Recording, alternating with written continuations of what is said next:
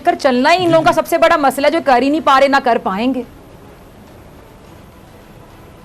अगर ये कर ले तो फिर सारे मसले ही ना हल हो जाए। आपकी आवाज नहीं आई निजामी साहब, आपने कहा कि इनको मिलकर बैठना चाहिए, मिलकर चलना चाहिए। मिलकर बैठना, मिलकर चलना है तो बहुत बड़ा मसला है इस हुकूमत का और इस ऑपोजिशन का। अगर यही मसला हल हो जाए तो आपको नहीं लगता कि बेशुमार मसाइल खुद ब खुद हल हो जाएंगे? देखिए, ये बहुत ज़रूरी है जो आपने बात की, बिल्कुल आपका वैलिड ऑब्जर्वेशन है कि मिल के बैठना पड़ेगा। और उसमें मतलब कोई हर्ज नहीं है कि आप लीडर ऑफ द अपोजिशन को प्राइम मिनिस्टर रीच आउट करें, उनको बुलाएं। बिलावल से भी कोई देखें, जायदाद का झगड़ा तो नहीं है खान साहब का, वो ऐसी पार्टीज़ को हेड कर रहे हैं जिनकी एक की सिंध में गवर्नमेंट है और पंजाब में जिसकी सीट्स पंजाब असम्बली में ज़्यादा हैं, ज़्यादा थी कम अज़ कम पीटीआई से। अब तो खैर उनके कोalition पार्टनर इंडिपेंडेंट के लिहाज से उन्होंने एक हुकूमत बनाई हुई है। लेकिन ये ज़रूरी है कि आप इनको ऑन बोर्ड लें। ये कह के मैं चोरों से हाथ नहीं मिलाऊंगा, मैं ये नहीं करूँगा, मैं वो नहीं करूँगा। फिर अगर इतनी ज़्यादा वो बासूल हैं तो अपने इर्द गिर्द जो बहुत सारे चोर बैठाए हुए हैं फिर उनसे भी छुटकारा हासिल करें, एक असूली हुकूमत चलाएं, ये इलेक्टेबल्स का डंडा छोड़ें। अगर सियासत कर रहे हैं फिर निजामी साहब, इर्द गिर्द चोर बैठाए में जरा किसी को अगर आप हाईलाइट करना चाहें। नहीं, मैं कोई नाम नहीं लेना चाहता, वो मुनासिब नहीं होगा। लेकिन आपको पता ही है कि कई पार्टियों से मराजियत करके जो आए हुए लोग, they are not squeaky clean.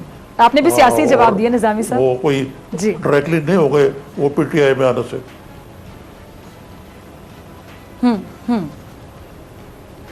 ठीक है। अच्छा निजामी साहब, आगे चलते हैं, कोरोना रिलीफ फंड की बात करते हैं। उस पर भी हम देख रहे हैं कि जी ऑपोजिशन की जानिब से तनकीद की जा रही है। मैं अक्सर कहती हूँ कि जी ऑपोजिशन का बेहतरीन काम होता भी है कि तनकीद करें, जहां बनती है खुल कर करें, लेकिन कहीं कहीं बहुत ज्यादा भी कर देना, मेरे ख्याल से नॉर्मल से हट के हो जाना, वो भी फिर अब नॉर्मल हो जाता है। अब ये कहा जा रहा है कि जी डैम फंड कहीं गायब हो गया है, मदद मांगने पर वजीर आजम को भिखारी कहा जा रहा है। जैसा कि आपने कहा कि बिलावल का आपने हवाला देके बोला कि कोई पर्सनल बात तो नहीं है, पर्सनल तनकीद तो नहीं की जा रही होती। इसी तरह वजीर आजम कोई पर्सनल लोन तो नहीं कहीं से लेने जा रहे, जिसका जो कहा जाता है भिखारी हैं। इन लोगों ने कर्जे लिए और वजीर आजम साहब उतार रहे हैं, अपनी जेब से भी नहीं उतार सकते और उन कर्जे लेने में उनका हाथ भी नहीं था, फिर उनको भिखारी किस मुंह से कहा जाता है?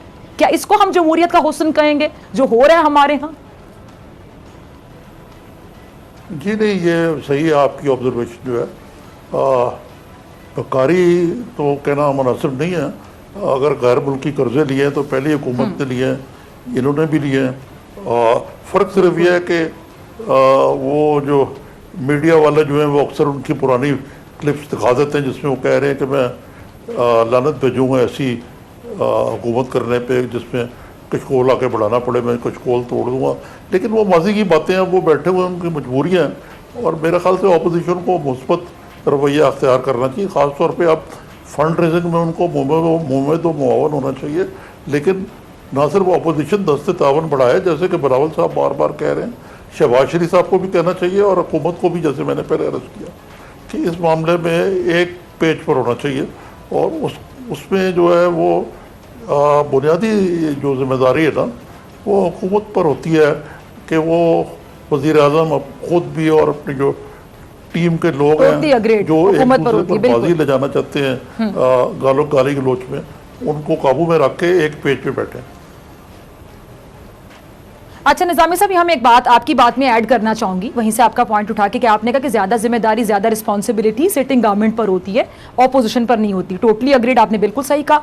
साथ ही मैं ऐड करना चाहूंगी कि सिटिंग गवर्नमेंट तनकीद भी बर्दाश्त करती है। सिटिंग जो मिनिस्टर्स होते हैं, जो सिटिंग गवर्नमेंट होती है, जितने भी मुशीर है, मुआवनीन है, उन पर जिम्मेदारी होती है चीज़ों की ज़्यादा, लेकिन बात कम करनी है, जवाब कम देना है। तनकीद का जवाब तनकीद से नहीं देना, बड़े मुदब्बर लिहाज अंदाज से आपने उसको टेक्निकली हैंडल करना है, स्मार्टली हैंडल करना है। लेकिन यहाँ पे गवर्नमेंट कहीं ना कहीं मार खा जाती है।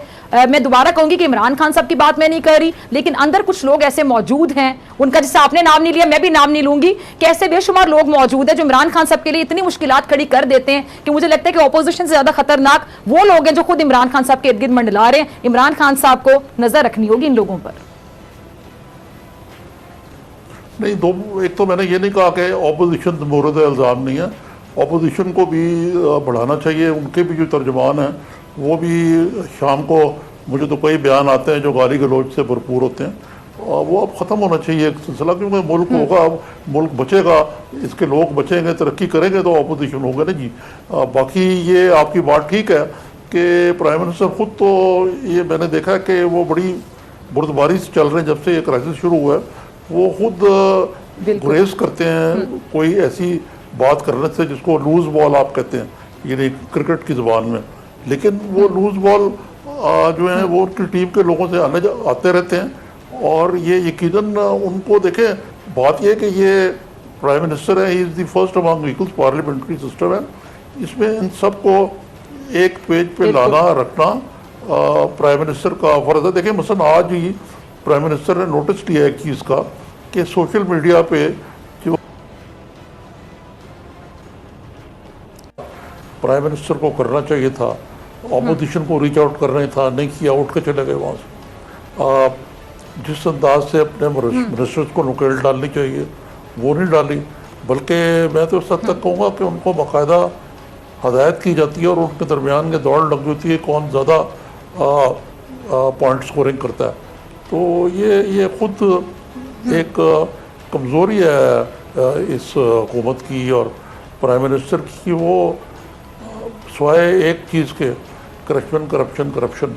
अब आज उन्होंने जो इल्ज़ामात लगाए हुए थे 8 अरब की पैसे इधर करने के चीफ मिनिस्टर को हुकूमत सिंध पे, उन्होंने उसका बड़ी शिकवार जवाब भी दिया। तो अब ये छोड़ें इस मामले को, ये क्राइसिस जो है ये पीटीआई, पीएमएलएन या पीपीपी की क्राइसिस के दरमियान जो मुहाज़रा आई है उससे बहुत बड़ा है, और इसका तल्लुक़ पाकिस्तान के बका से है। या IMF की रिपोर्ट ही देखें तो ये किसी एक हुकूमत के बस का रंग नहीं, रोक नहीं। अगर ये कोरोना वायरस पर जब आप काबू भी पा लेंगे तो इकॉनमी को इनके लिए अकेले चलाना जो है वो नामुमकिन होगा। ठीक है जी, इनको अकेले चलाना मुमकिन होगा। और आप साथ ये भी कह रहे हैं आरिफ निज़ामी साहब कि जिस तरह इनकी जो कमज़ोरियाँ आप बता रहे हैं, ये जो कमज़ोरियाँ ये कितनी ख़तरनाक साबित हो सकती हैं, ख़ासतौर पे इमरान खान साहब के लिए। इतने लोग भी सामने हैं, मैं अक्सर अपने प्रोग्राम में कहती हूँ कि इनमें से बहुत से नए चेहरे ऐसे थे जिन्हें कोई नहीं जानता था। सिर्फ इमरान खान साहब पे एतमाद था आवाम को, इमरान खान साहब के नाम पर इन लोगों ने वोट लिए हैं। अब बहुत से लोगों की परफॉर्मेंस आपके सामने है। निज़ामी साहब से जानने की कोशिश करेंगे कि इन लोगों की वजह से क्या इमरान खान साहब सफ़र कर सकते हैं, उर्दू वाला नहीं इंग्लिश वाला। ब्रेक के बाद मिलते हैं।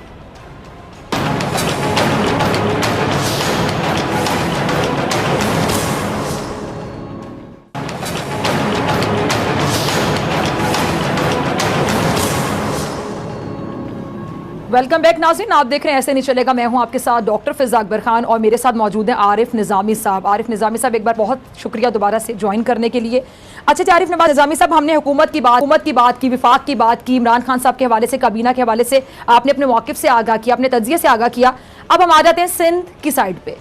एक आम आदमी, गरीब कह लें, दिहाड़ीदार तबका कहने के जो रोज़ के रोज़ कमाता है, रोज़ के रोज़ घर लेके जाता है ताकि अपना भी पेट भर सके, बच्चों का भी पेट भर सके, राशन के लिए सिंध में हम देखते हैं कि अभी भी मारा फिर रहा है। क्या इस तरह आप देखते हैं कि लॉकडाउन कामयाब हो सकेगा? और साथ ही सिंध हुकूमत ने लॉकडाउन तो कर दिया है, लेकिन इसके साथ साथ जो ऐलानात किए गए थे, वेरी सॉरी टू से, मिसाल के तौर पे जी किराएदारों के लिए किराए